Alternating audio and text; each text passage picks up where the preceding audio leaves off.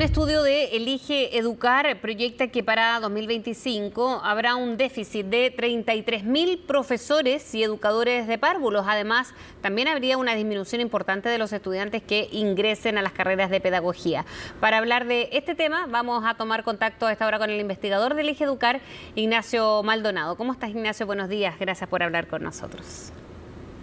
Buenos días, Frecia, ¿cómo estás? Muy bien. Solo una pequeña corrección, el déficit de 33.000 es al 2030, al 2025 son 26.000. Perfecto. Está bueno tener esa corrección, sobre todo, Ignacio, por las declaraciones que entregó el candidato presidencial, el exministro de Hacienda. Quiero partir por ahí porque las alertas comienzan cuando se plantea si son necesarios más profesores, educadores, y si es necesario traerlos de afuera, que era una postura que tenía Ignacio Briones y que causó molestia en gran parte de la comunidad educativa.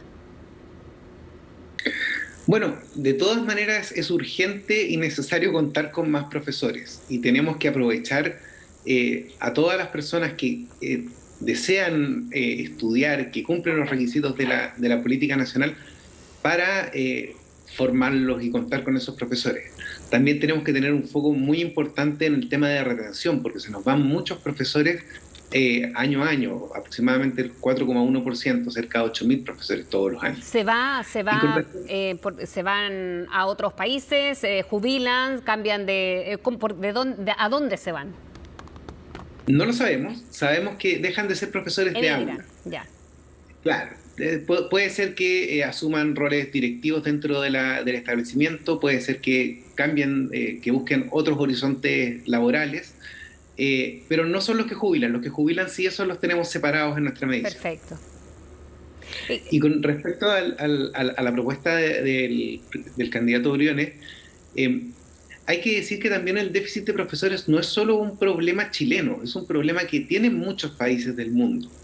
Y yo creo que tenemos que aprovechar, por ejemplo, a los migrantes que ya están acá en Chile, que son docentes, pero también hay que tener una expectativa razonable respecto a qué efecto podría tener un concurso internacional para atraer profesores. Yo creo que la clave para contar con los profesores que necesitamos está sobre todo en Chile. Ignacio, la carrera docente viene hace tiempo resonando, porque, claro, aquí tú planteas algunas de las ideas, pero la carrera docente también podría ser, con estos mismos concursos, si hubiese fondos, tener cómo mejorar una carrera que tenga más motivaciones para seguirla, ¿no? Que era lo que se planteaba con la carrera docente. ¿Qué pasó? Bueno, la carrera docente está en implementación y va a terminar de implementarse en 2026. Entonces todavía hay muchos docentes y muchas más educadoras de párvulo que todavía no ingresan a la carrera. Entonces, efectivamente hay un grupo de docentes que todavía no ha visto la mejora en remuneraciones y el año pasado, en pandemia, la mejora que había habido en términos de horas no lectivas probablemente quedó atacada también por todo el tema de la teleeducación y el esfuerzo que implicó para los profesores todo eso. Pero tanto las horas no lectivas como los aumentos de remuneraciones son incentivos importantes que tenemos que seguir mirando si son suficientes, si son los que necesitamos para esta profesión, que es la más importante a nuestro juicio de todas las profesiones. ¿No estás muy de acuerdo con esta postura de traer o hacer concursos para traer a profesores de afuera? ¿Crees, Ignacio, que con los educadores que hay hasta la fecha, incluso los que han llegado desde otros países, con esa cantidad de profesionales, sería suficiente para atender a los requerimientos más a futuro?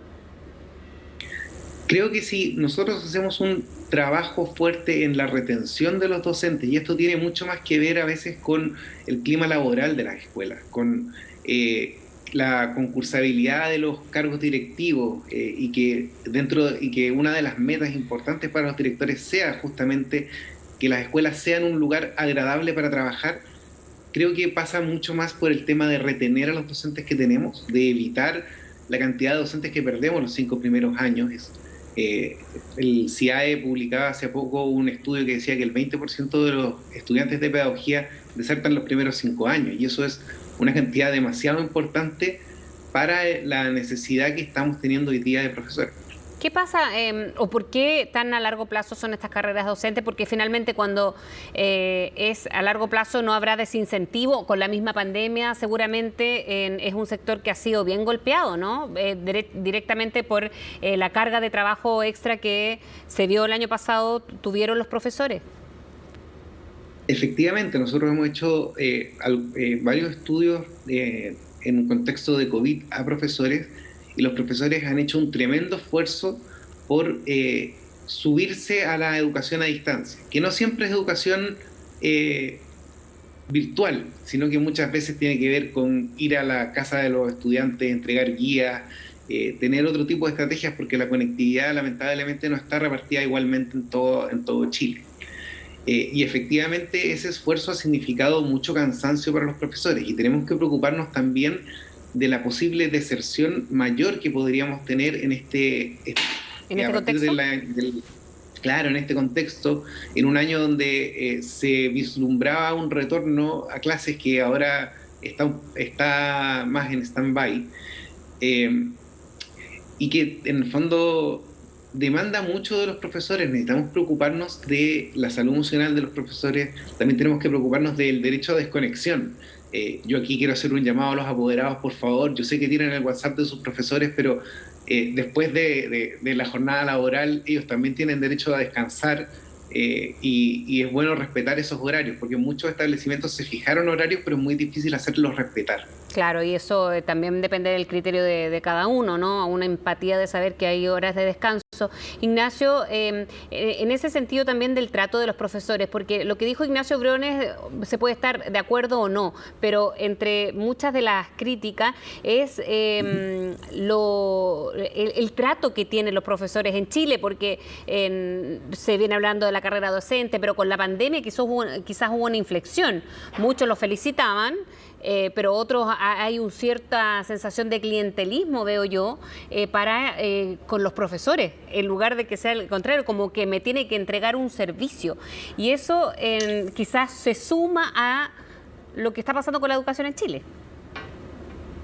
Sí, yo creo que el efecto de la pandemia ha sido bien importante respecto al tema de los profesores.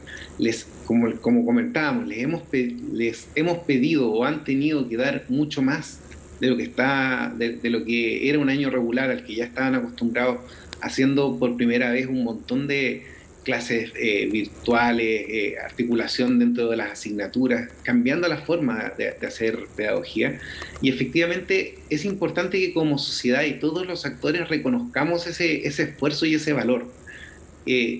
Independiente de que ninguna clase virtual va a ser tan buena como la clase presencial, y los docentes son los primeros en decirnos eso, y en comentar lo terrible que es tener que hacer una clase por Zoom, por ejemplo, con todas las ventanas de los estudiantes apagadas, sin saber si te están escuchando, si están entendiendo.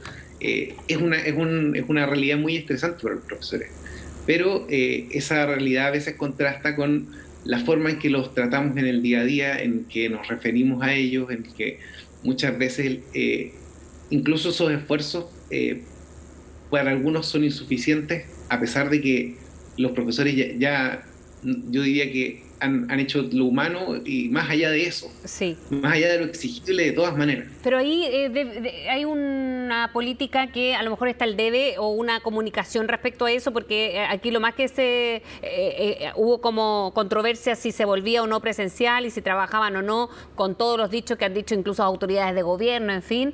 Entonces, desde ahí, ¿cómo hacer o cómo reivindicar en la labor de los profesores? Porque hay una carrera docente, lo sabemos, que es a mediano plazo ya, que tiene que ver con la remuneración, que sin duda también es un reconocimiento. Pero ¿cómo se hace ese reconocimiento en un país que no está acostumbrado a hacerlo? Bueno, es un cambio cultural que nosotros hemos visto que ha ido sucediendo. Por ejemplo, nosotros todos los años medimos, tenemos un índice de valoración docente, y este año nosotros preguntamos, antes de empezar a hacer preguntas por profesores para que no sesgar la pregunta, le preguntamos a las personas cuál es la profesión más valorada, cuál es la segunda profesión más valorada en Chile, cuál es la tercera, la cuarta y la quinta. Y con eso armamos una especie como de ranking de la valoración de distintas profesiones. Este año los profesores se pegaron un salto muy grande, incluso más grande que el que se pegaron las enfermeras. sin desmerecer todo el esfuerzo que han hecho en la primera línea y valorando todo lo que han hecho por mantenernos a salvo. Pero la docencia de este año entró a las casas de las personas, claro, y eso también permitió ver lo que significa ser docente. Así es. Y el cariño y la preocupación que tienen por los estudiantes. Y eso creo que tenemos que traducirlo tanto en la discusión pública que tenemos a través de los medios de comunicación, autoridades de gobierno, también tiene que ver con las campañas que hacemos, con reconocimientos, ya sea simbólicos como el Global Teacher Prize que nosotros hacemos en Elige Educar, y otro tipo de iniciativas, pero necesitamos de una comunicación coherente, y eso es muy difícil de lograr dentro de toda la sociedad, pero tenemos que ir avanzando en ese sentido.